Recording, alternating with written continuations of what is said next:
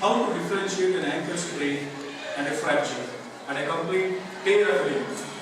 See, the sprain is when a ligament gets stretched.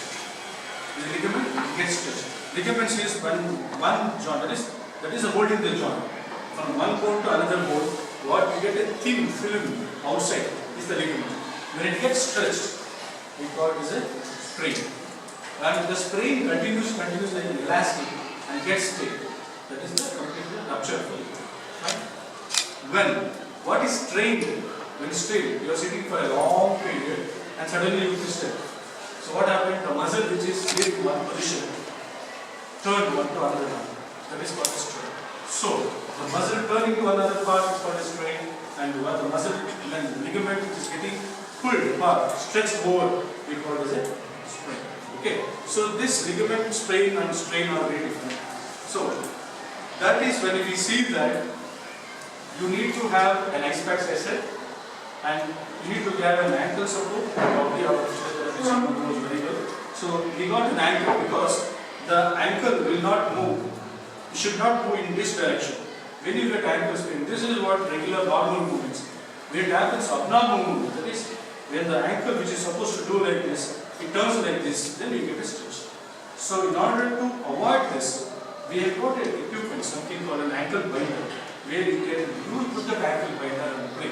So why I am telling is using a proper armamentarium while playing or while practicing, even in practicing also is very important. Shouldn't think that I am practicing, I won't get injured and I am not serious about it, because you are seriously practicing with using all these, definitely you can improve. I hope all our coaches will agree with this. Right? So most of the injuries will happen because they don't use it while practicing. Right? Next is the volleyball, right? Injuries. I'm just short-cutting this. There are very few things on right? You see this is the shoulder, shoulder, the muscles, how it is. All one ball and surrounding this, the muscles are there. See how the ball is inside, the what we call a humerus one, and suddenly thick muscles have been covered. Okay. So overhead individuals, like overhead athletes called anybody, volleyball, juggling, okay, shuttle badminton, cricket, bowler, or any swimmer, who has got a play keeping the hands like this, they are all overhead athletes. These people, they can get any of the problems, like from the rotator cuff tear, when they got really forceful injury by forcing themselves very bad, because see, for every action there should be opposite reaction. When you put very force, there should be something back to stop it.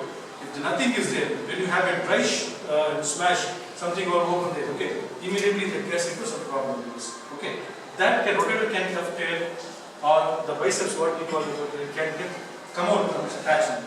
Okay, just we call it as a biceps lesion. All these can happen. Okay, so when this happens, usually it happens to the overhead athletes. Okay, how it happens, I'll just tell you. When it goes beyond this, when the shot goes, but shot has not have an opposite reaction, completely goes down, and when they fall in a normal position. So what happens is the head, which is supposed to be in the socket, comes out. Okay, the head which has to be supposed to be in the socket comes out like that. That is because of dislocation. So I think you got to know what is dislocation. When it is supposed to be in one position, when it comes out from its position, we call it a dislocation. So it is definitely is an emergency. When you see a patient, when you see an athlete with dislocation, it is an emergency. We need to rush them up. We need to put it back to its original position. Okay.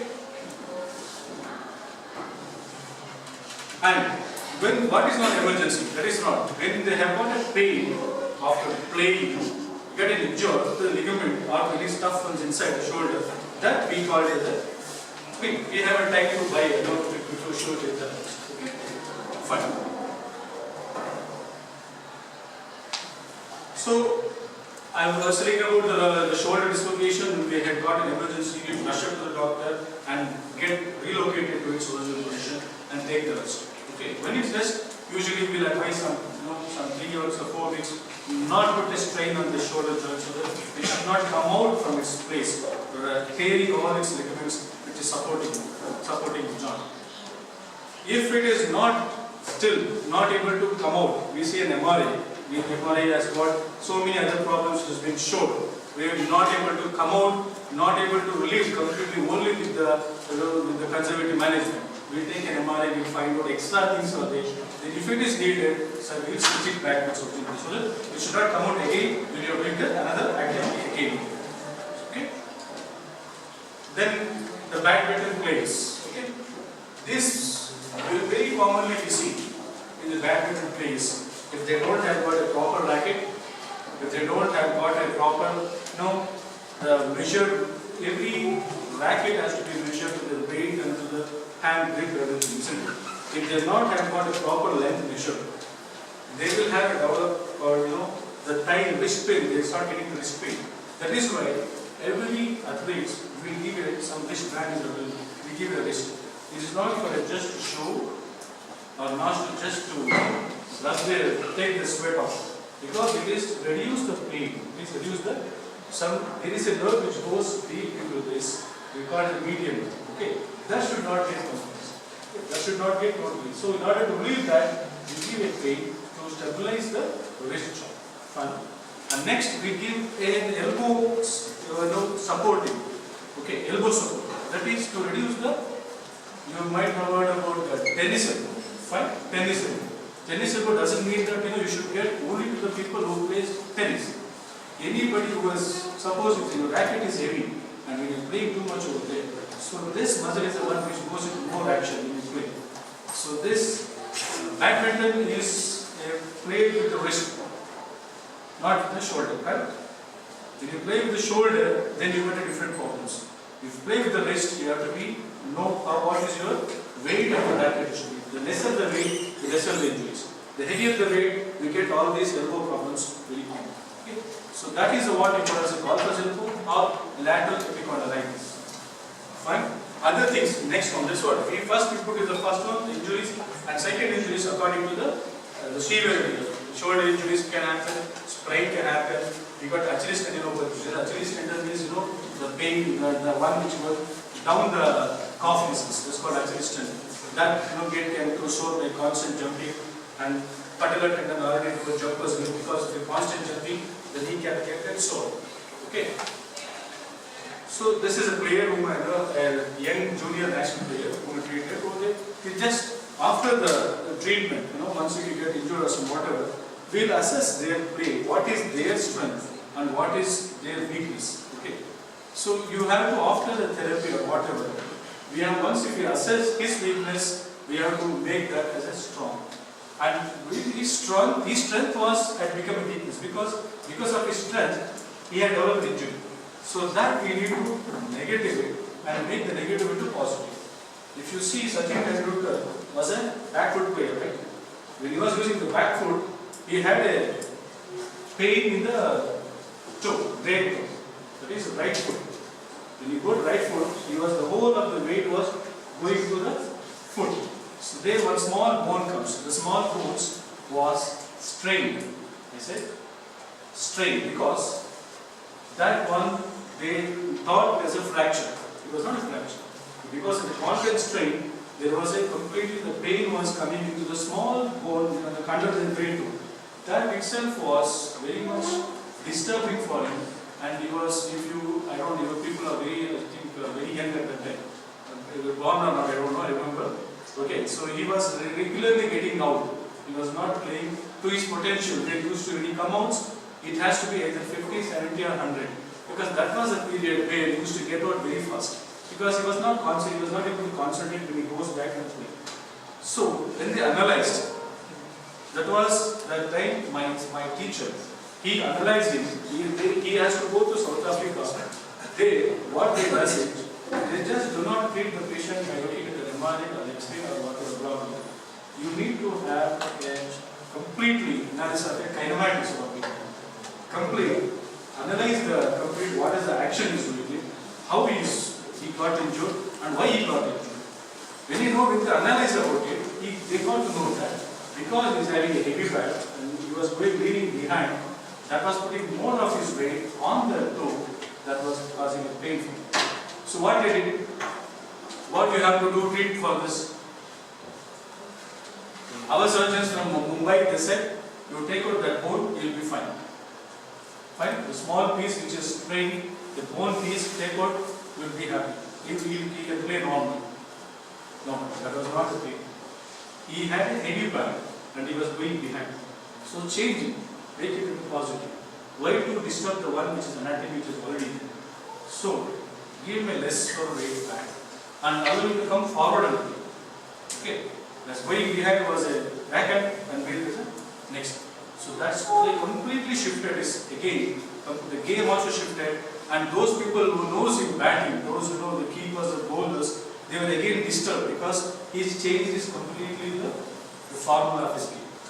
So that is one which a therapist or a phone or a surgeon or a therapist has to, they will come into this. Okay, so that is what you want.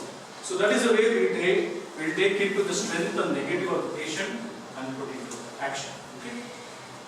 And any play you need to say before stepping into the game, before stepping into the field, do warm up.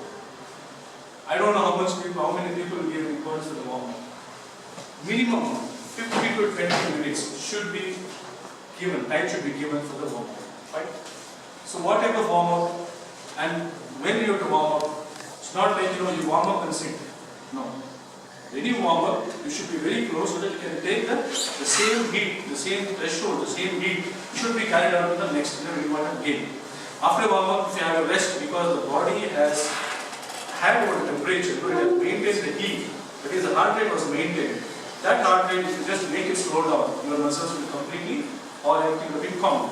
And when you are again playing, that is you are given a rest and the muscle will be put in direct into action, you will get injured. So, the momentum should be the same. Immediately you need to take it and execute it to the play. So that is what we call as a warm-up. It should be done exactly at the time. And it should not be done more also. It should not take more than 30 minutes or 40 minutes of warm-up. Okay? And why it increases the blood flow to the oxygen to the muscles and increases the heart rate, which is more important for the next step because that will have the same pressure when you are playing. It consists of gentle jog, high jump, so that you're crushing it to the chest level, to the light stretching. Okay? And equipment, important.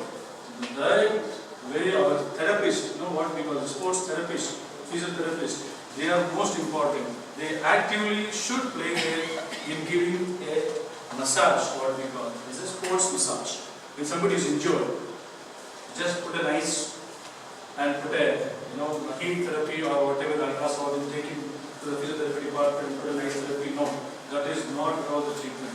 Our sports physiotherapist has to analyze and where they have got, they have to give a nice massage. Our physiotherapist should be a good massagist. That's what I tell you. Okay, don't think bad. Okay, so this is what I agree with it. This is what which they have done.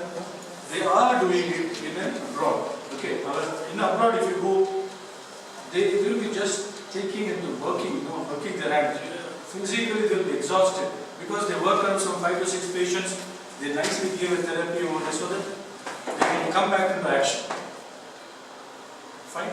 If you are after having a very much workout in the day, if you go home, if you sit, if you have got a good wife, if they nicely they give a massage to the foot. I'm sorry, not giving the wife because anybody can happen. So if you get a nice massage to the foot, you get a very good sleep, isn't it? That is what we pay because all our whatever the waste product which is there in the muscles we give, it will come out and that will give a fresh breath.